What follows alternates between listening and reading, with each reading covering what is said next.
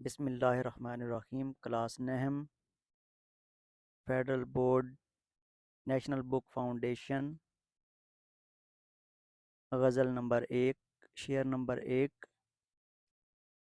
الٹی ہو گئیں سب تدبیریں، کچھ نہ دوا نے کام کیا، دیکھا اس بیماری دل نے آخر کام تمام کیا۔ اس شعر کا مرکزی خیال ہے عشق ایک لا علاج بیماری ہے جو انسان کو موت کے منہ میں دھکیل دیتی ہے۔ تشریح: میر تقی میر غم و علم کے بادشاہ ہیں۔ اس شعر میں انہوں نے عجیب بے کسی کے ساتھ اپنی داستان حیات کو بیان کیا ہے۔ شاعر کہتا ہے کہ ہمیں ایک نہایت سنگین مرض لاحق ہو گیا ہے۔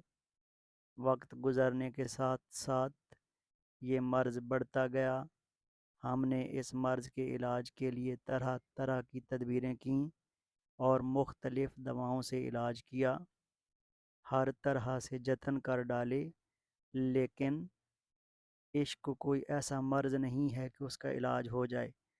جوں جوں ہم اس کا علاج کرتے رہے یہ مرض بڑھتا گیا، دوائیں بے اثر ہو گئیں اور تمام تر تدبیریں الٹی ہو گئیں۔ پھر وہ وقت آ گیا کہ یہ بیماری ناقابل برداشت ہو گئی اور اس وجہ سے ہم موت کے منہ میں چلے گئے۔ اس روگ نے ہم سے ہماری زندگی چھین لی اور مرض دل کی بدولت ہم اس دنیا سے رخصت ہو گئے۔ مریض عشق پر رحمت خدا کی، مرض بڑھتا گیا جوں جوں دوا کی۔ دوسرے مصرعے میں شاعر اپنے محبوب کو بتا رہا ہے کہ دیکھا اس بیماری دل نے آخر میرا کام تمام کر دیا ہے اور آپ کی طرف سے دی گئی عشق کی بیماری نے مجھے موت کے منہ میں دھکیل دیا ہے۔ بقول شاعر: جو مریض عشق کے ہیں ان کو شفا ہے کہ نہیں، اے طبیب ان کی بھی دنیا میں دوا ہے کہ نہیں۔ اس طریقے سے یہ شعر آپ نے تشریح کرنی ہے۔ اب ہم چلتے ہیں شعر نمبر 2 کی طرف۔ عہد جوانی رو رو کاٹا، پیری میلی آنکھیں موند، یعنی رات بہت تھے جاگے، صبح ہوئی آرام کیا۔ اس شعر کا مرکزی خیال: شاعر کہتا ہے کہ میں نے اپنی جوانی اور بڑھاپا عشق کی بیماری کی وجہ سے رو رو کر گزارا۔ اس شعر میں شاعر اپنی دکھ بھری داستان حیات بیان کر رہے ہیں۔ تشریح کی طرف چلتے ہیں۔ میر تقی میر غم و علم کے بادشاہ ہیں۔ اس شعر میں وہ اپنی دکھ بھری زندگی کی کہانی بیان کر رہے ہیں۔ وہ کہتے ہیں کہ جوانی کا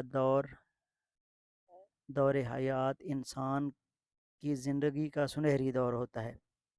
یہ امنگوں، آرزوؤں اور خوابوں کا دور ہوتا ہے۔ اس عہد میں انسان کے پاس توانائیاں ہوتی ہیں اور اپنے خواہشات کی تکمیل کے لیے قوتیں ہوتی ہیں۔ شاعر کہتا ہے کہ میں اتنا بد نصیب انسان ہوں کہ جوانی کا یہ سنہرا دور بھی دکھوں کی نظر ہو گیا اور میں نے یہ دور بھی نہایت دکھ، درد اور بے چینی کے عالم میں آنسو بہاتے ہوئے گزارا ہے۔ اب جب میں عمر کے آخری حصے میں پہنچ گیا ہوں تو میرے پاس اتنی ہمت نہیں کہ میں اپنے بھیانک ماضی کو یاد کر سکوں۔ دکھوں کی بدولت اپنی جان سے ہاتھ دھو بیٹھا ہوں۔ دن زندگی کے ختم ہوئے، شام ہو گئی، پھیلا کے پاؤں سوئیں گے کنجے مزار میں۔ دوسرے مصرے میں شاعر کہتا ہے کہ میں نے دن رات محبوب کی یاد میں رو رو کر گزارے۔ میری زندگی ایک ایسے شخص کی طرح ہے جو پوری رات کسی فکر میں جاگتا رہا ہو، جس کی آنکھیں خمار آلود ہوں۔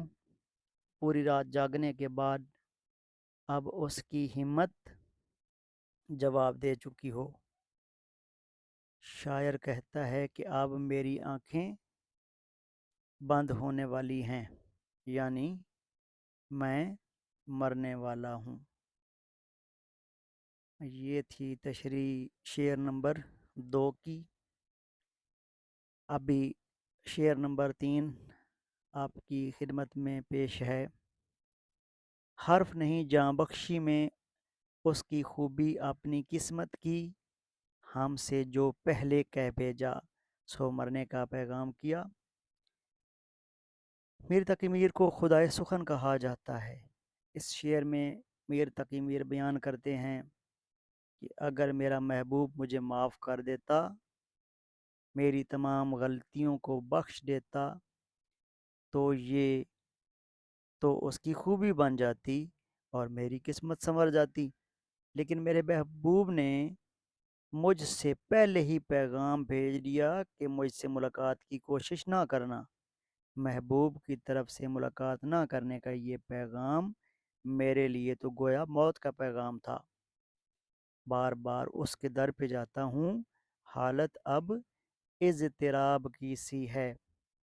شاعر کہتا ہے کہ ہماری گزارش سننے سے پہلے ہی انکار کر دیا گیا، کیونکہ ہماری قسمت ہی ایسی ہے، ہماری قسمت ہی خراب ہے۔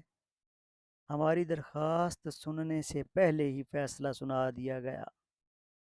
شاعر یہ کہنا چاہتا ہے کہ اگر قسمت خراب ہو تو کام میں رکاوٹیں پیدا ہو جاتی ہیں، لہٰذا میرے محبوب نے بھی مجھے ملنے سے انکار کر دیا۔ بقول شاعر، یہ نہ تھی ہماری قسمت کہ وصال یار ہوتا، اگر اور جیتے رہتے یہی انتظار ہوتا۔ یہ تھی تشریح شعر نمبر 3 کی۔